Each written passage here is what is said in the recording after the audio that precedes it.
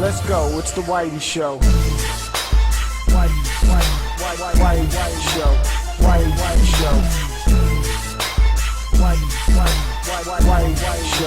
Whitey Show. Which one, old man, that ain't got time? Shake your head. Get that side check. Put it in pockets till I get back.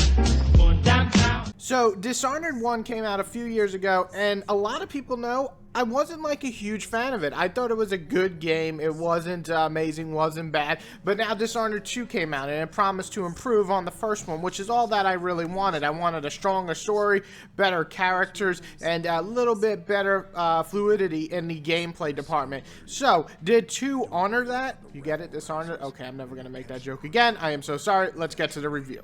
People are saying it's you. That these assassinations are misguided. Which one, old man, that ain't got time? Shake your head. Get that side check.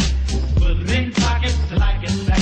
Going downtown. Let's start off with the positives. Solid graphics and this unique style and interesting design. And what I mean by that is the levels have this atmosphere that is totally Dishonored. There is no other game that really looks like this style. It has kind of this almost futuristic sense to it, but olden style. It's like Assassin's Creed meets more modern time. It's a really weird mix that actually works really well. On top of that, the graphics are pretty damn good, and the unique design to the characters, while I'm not in love with some of the designs, is definitely unique in its own sense and makes it different than any other game out there.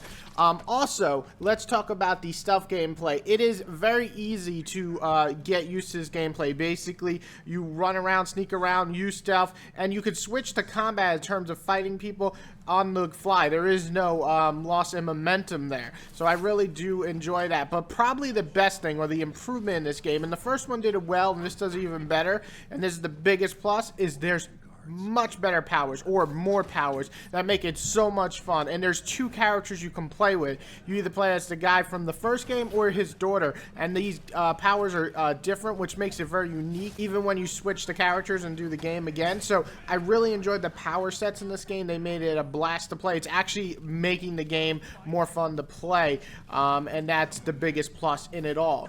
But on the flip side, we do got some bads here.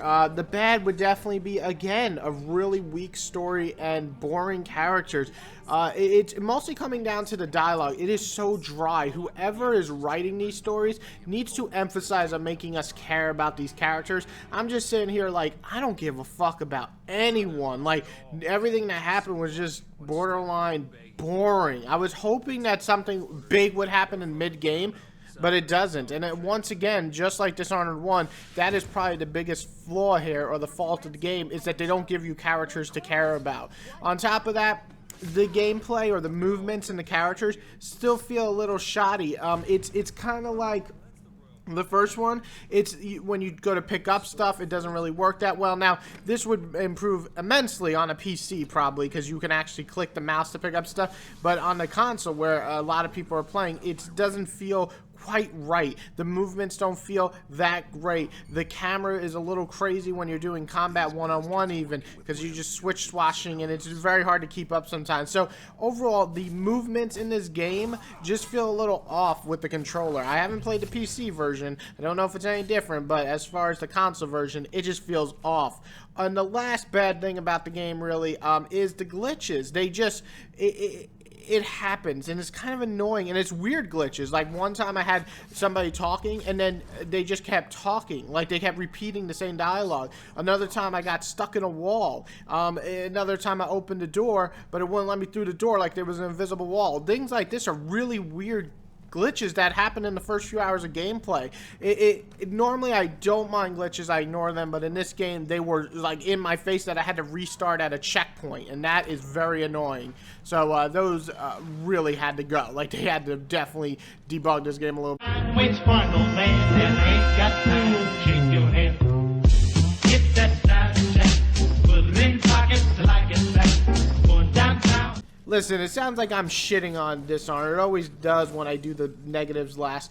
But Dishonored 2 does have some severe problems that mostly relate to the first game. Basically, everything I didn't like about the first game remains in this game, which is not a good thing.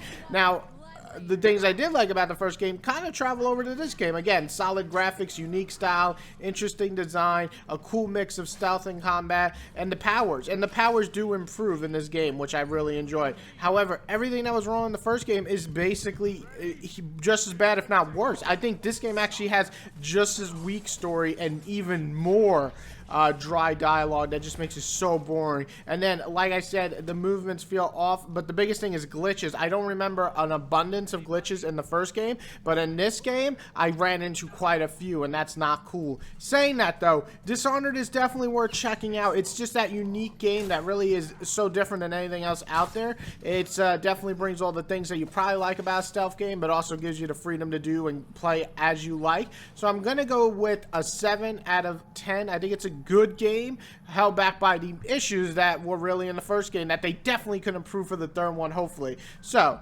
with saying that, it's a 7 out of 10. If you like my review, please hit the like button. If you love me, hit the subscribe button. And everybody else, have a wonderful day.